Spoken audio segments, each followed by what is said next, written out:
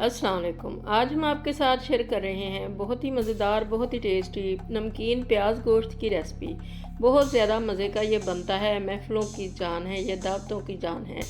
बिल्कुल सिंपल से तरीके से, सिंपल से इंग्रेडिएंट्स के साथ बहुत ही ज़्यादा जायकेदार और मज़ेदार सी ये डिश रेडी हो जाती है।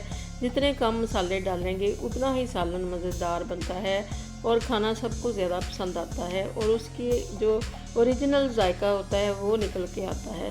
तो कम मसालों के अंदर ये डिश बहुत ही मज़े की बनती है। तो इसको बनाने के लिए 4 प्याज हमने लिए हैं, मोटे मोटे रफली काट लिए हैं। एक बड़ा फूल लिया है लहसुन का और एक अदरक का टुकड़ा 1 इंच का इसके अंदर डाल दिया है। और डालने के बाद इसके अंदर पानी 1 गिलास डाल दिया है और 10 मिनट के लिए इसको कवर करके रख दिया था।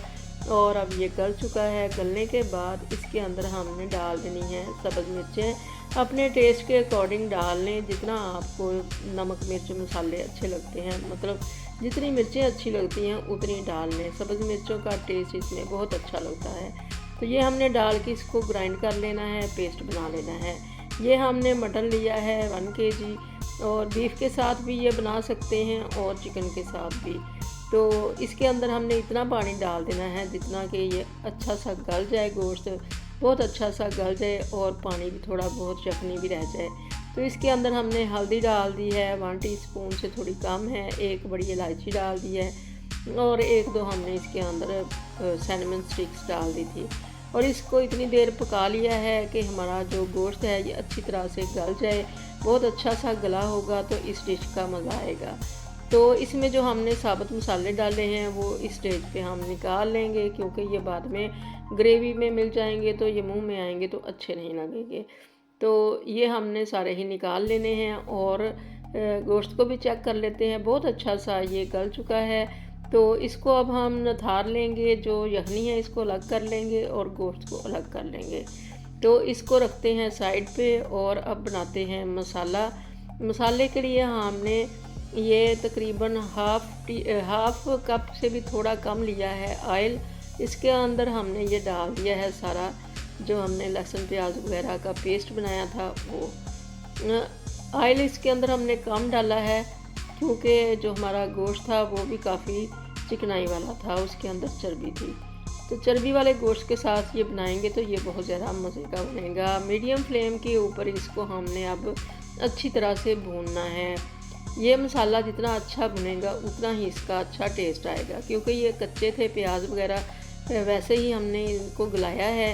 जितनी देर ये घी के अंदर, इनका ऑयल के अंदर ये भुनेंगे नहीं, इनका टेस्ट नहीं आएगा और इनकी स्मेल नहीं जाएगी।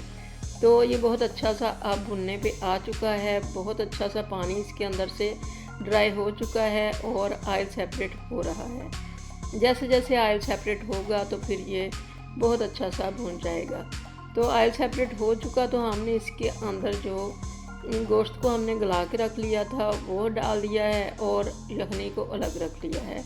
अब इसको डाल के हम अच्छी तरह से भूनेंगे। तो जितना अच्छा इसको भुनेंगे, देसी खानों की यही इसके अंदर ग़िज़ाइयत और टेस्ट आता है कि इनको भुने बहुत ज़्यादा, क्योंकि लहसुन अदरक वगैरह की ना जो स्मेल है वो प्याज की स्मेल भूनने से ही जाती है और गोश्त की स्मेल भी भूनने से ही जाती है। तो इसको इस स्टेज पे बहुत ज़्यादा भुनेंगे। जब इसके अंदर से ऑयल सेपरेट होने लग जाएगा तो यही निशानी होती है चीज़ों के भुनने की कि ऑयल सेपरेट होने लग गया। तो ऑयल सेपरेट होने लग गया तो हमने इसके अंदर हाफ कप दही को फेंट लिया अच्छी तरह से और वो डाल दिया। अगर आप वैसे ही डालेंगे फेंटने के बगैर तो इसके अंदर फुटकियाँ सी बन जाएंगी। और नीचे से फ्लेम को भी ज़रा हल्का कर लें दही डालते वक्त, क्योंकि ये फट जाता है तो बहुत बुरा लगता है, फिर फुटकियाँ वगैरह बन जाती हैं मसाले के अंदर। तो अब दही भी हमारा जो है हमने फ्लेम को फुल कर लिया है ताकि अच्छी तरह से दही भी जो है ये ड्राई हो जाए और मसाला यकजान हो जाए। तो मसाला जैसे ही हमारा यकजान हुआ, ऑयल सेपरेट हुआ, तो हमने इसके अंदर यखनी जो हमारी बची हुई तकरीबन 1-1.5 कप था ये, तो ये हमने डाल दिया है। यखनी में ही सारा टेस्ट है इस खाने का। तो यखनी भी हमने ऐड कर दी है। यखनी को ऐड करने के बाद अब इसको थोड़ी देर पकाएंगे। थोड़ा सा ये रिड्यूस हो जाएगा यखनी का पानी तो और ऑयल सेपरेट हो जाएगा तो फिर ये हमारी डिश जो है ये डन हो जाएगी। तो ये हमने इसको तकरीबन 10 मिनट के लिए रखा था। यखनी हमारी काफ़ी हद तक ड्राई हो चुकी है और ऑयल भी सेपरेट हो चुका है। वाइट कलर है तो इसलिए इतना नज़र नहीं आता।